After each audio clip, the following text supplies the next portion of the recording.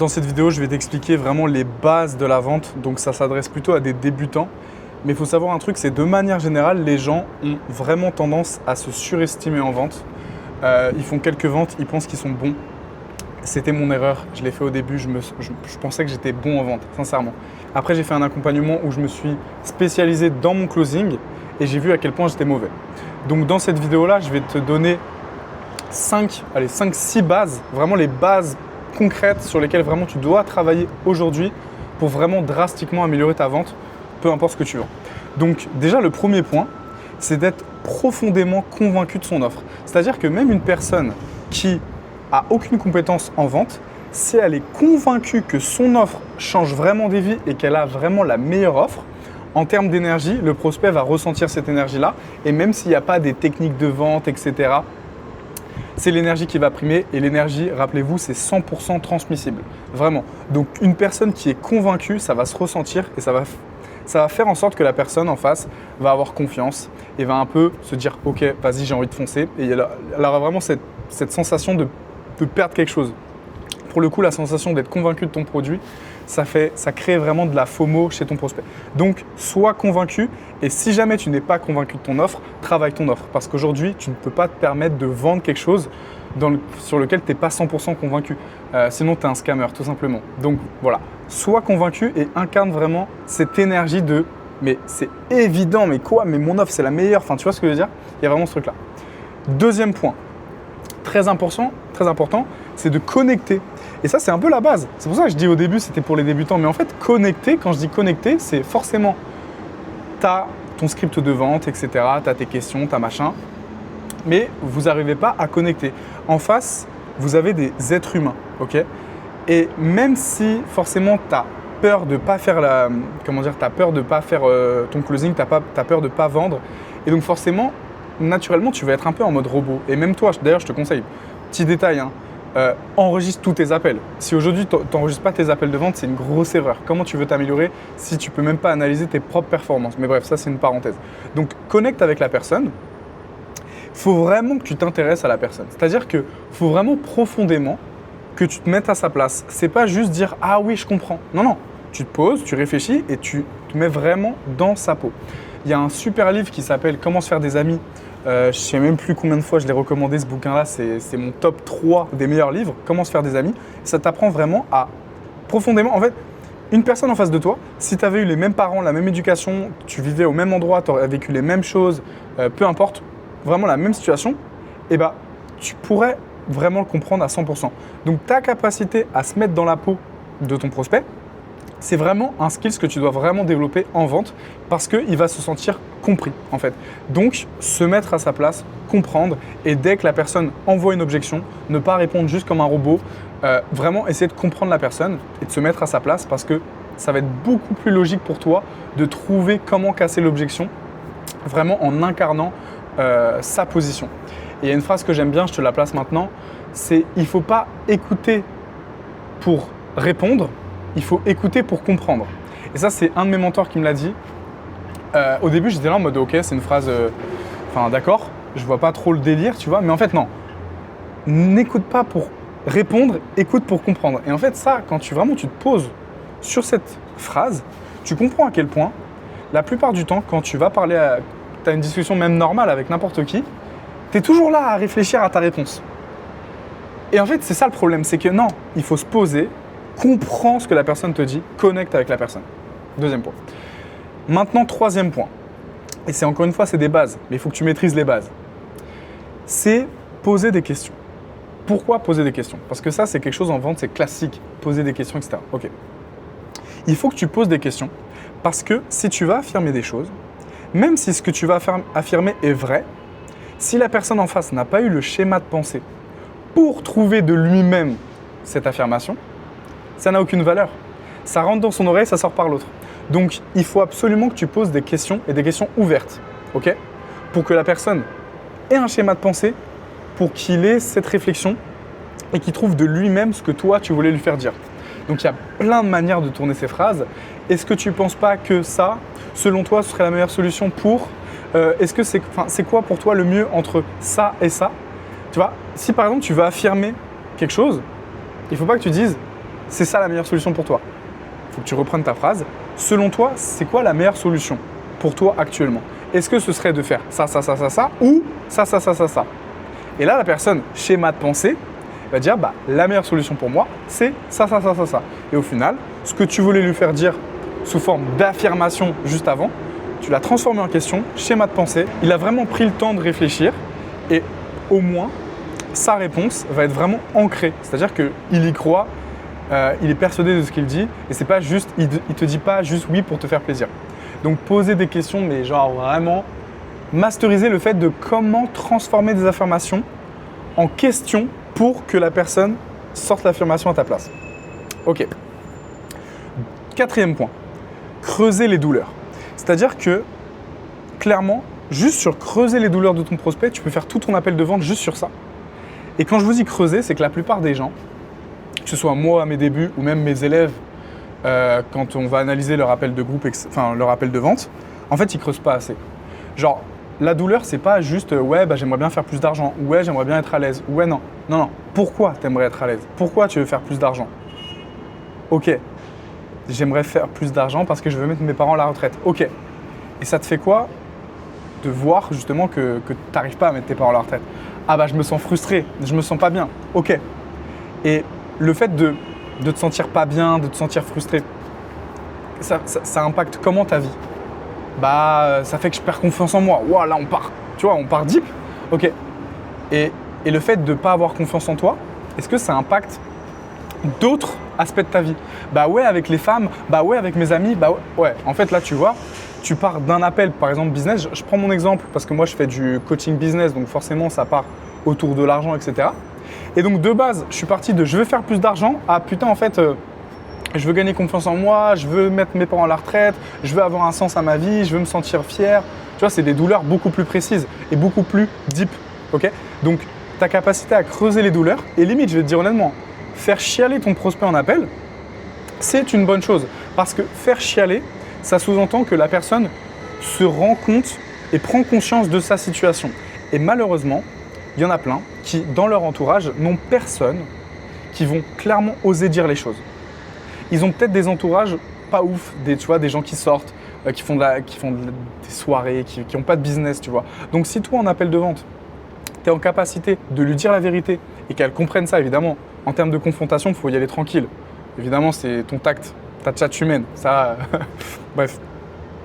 Mais lui faire prendre conscience de sa situation, même si sa situation est mauvaise, fais-moi confiance, tu l'as profondément aidé. Donc, creuser les douleurs, vraiment, beaucoup. Et souvent, par exemple, moi, quand à mes débuts, il y a 4-5 ans, on me disait justement de faire sur une fiche, de noter c'est pourquoi. Pourquoi tu veux entreprendre, pourquoi tu fais les choses en gros. Et un de mes mentors à l'époque m'avait dit que pour trouver un pourquoi, il faut que tu te poses 7 fois la question de pourquoi. Je veux faire de l'argent, pourquoi? Parce que je veux me sentir libre, pourquoi? Parce que j'ai envie de voyager, j'ai envie de machin, pourquoi? Et au bout du 7e, en moyenne, tu trouves le vrai pourquoi. Et souvent, le vrai pourquoi, quand t'en parles, il te fait chialer. Parce qu'en fait, c'est pour ça que tu te réveilles le matin. Et enfin bref, vous m'avez compris. Donc, creuser les douleurs. Et je me répète, tu peux faire juste ton appel de vente, juste sur les douleurs. Ok? Parce qu'il prend tellement conscience de sa situation que si tu as la solution, il va foncer. 5e point, il y en aura un 6e juste après. Valider les points avant de pitcher. Alors ça, tu ne pitches pas ton offre. Pitcher son offre, ça veut dire expliquer ce qu'il y a dedans et donner son prix, globalement. Tu ne pitches pas ton offre tant que tu n'as pas validé tous les points. Les points, c'est est-ce que tu es le seul décisionnaire? Au niveau de ses finances, pourquoi c'est le meilleur moment de commencer, de passer à l'action? Est-ce qu'il a 100% confiance en toi? Etc., etc. Bref, tous ces points que tu vas avoir, que tu vas devoir valider dans ta trame de vente, tu ne pitches pas tant qu'ils ne sont pas tous validés. Même si tu dois faire 3 rendez-vous avec la personne, ça n'existe pas, tu ne pitches pas. Pourquoi? Parce qu'en fait, quand tu vas valider les points, ce que j'explique à mes élèves, c'est qu'en fait, tu as une arme, tu vois.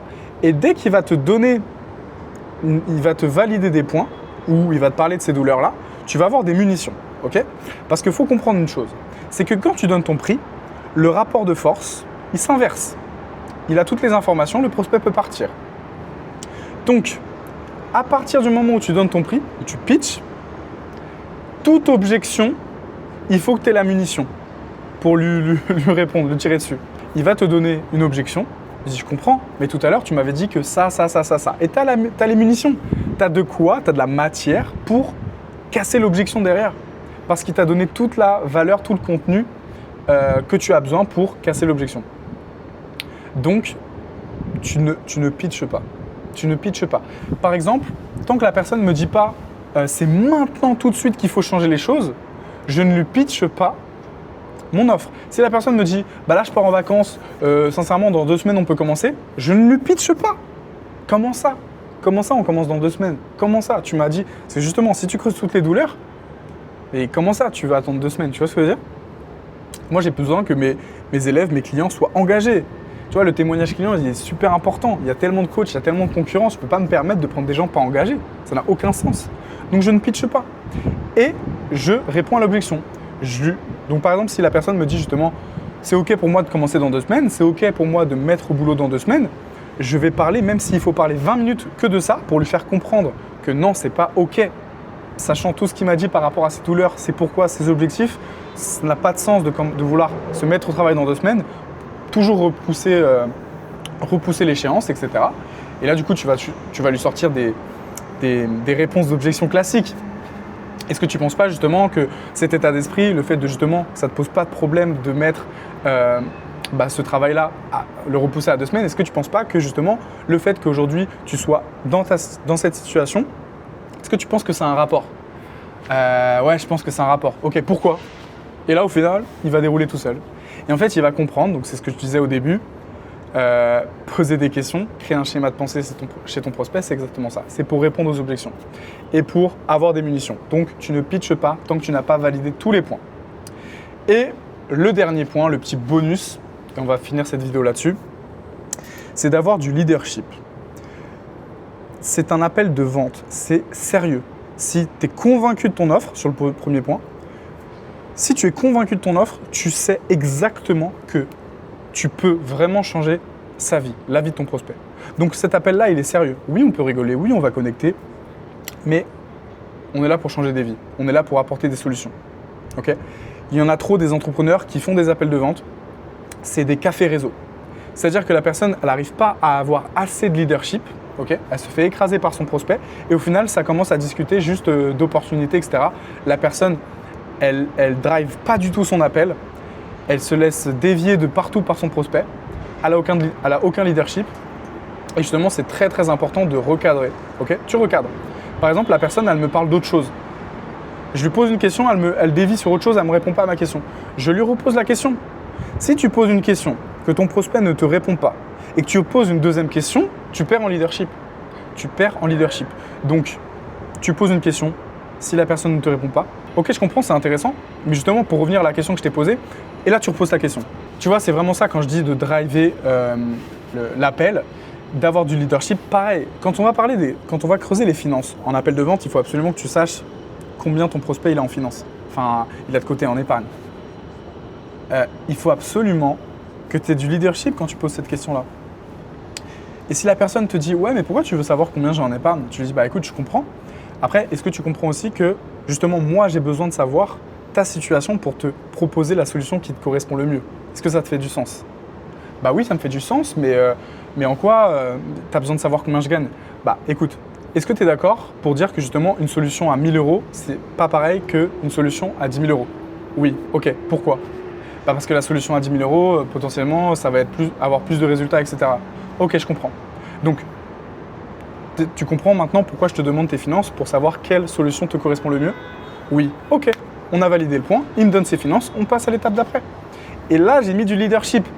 Si la personne te dit « Ouais, pourquoi tu veux savoir mes finances ?» et que là, tu commences à t'écraser, tu ne sais pas comment répondre, et bien le problème, c'est que tu perds en leadership. Et le prospect, tu ne vas pas l'avoir. Donc, pour conclure, c'est vraiment que tu es là pour changer des vies. Tu es la solution. C'est ton prospect qui a besoin de toi. Il faut que tu sois en abondance. Genre, la mentalité d'abondance en appel de vente, c'est hyper important. Si le prospect, encore une fois, l'énergie, c'est 100% transmissible. Si le prospect ressent que tu es en train de mendier, ça ne va pas le faire. Il faut que tu sois en abondance. il faut que tu sois en capacité, ou si la personne ne te répond pas, ne te prend pas au sérieux, ne répond pas à tes questions, etc. Ouais, c'est ça. Il faut que tu sois en capacité de raccrocher. De raccrocher l'appel. Et moi, j'avais beaucoup de mal avant. Avant, je me mettais trop la pression parce que je me disais, putain, faut que je vende, faut que je vende. Et mon mentor, il m'a dit, mais écoute, incarne l'abondance, incarne le leadership. Si la personne n'est pas contente, si la personne n'est pas alignée avec ce que tu dis, n'aie pas peur de raccrocher. Et en fait, c'est réel. Faut pas que tu aies peur de raccrocher en appel de vente si la personne n'est pas qualifiée. Parce que quoi qu'il arrive, soit le mec ne va pas acheter, soit tu n'auras pas des résultats clients parce que le gars, il ne va pas se donner à 200%. J'espère que ça t'a plu. Je t'ai donné vraiment 6 clés pour vraiment améliorer ta vente.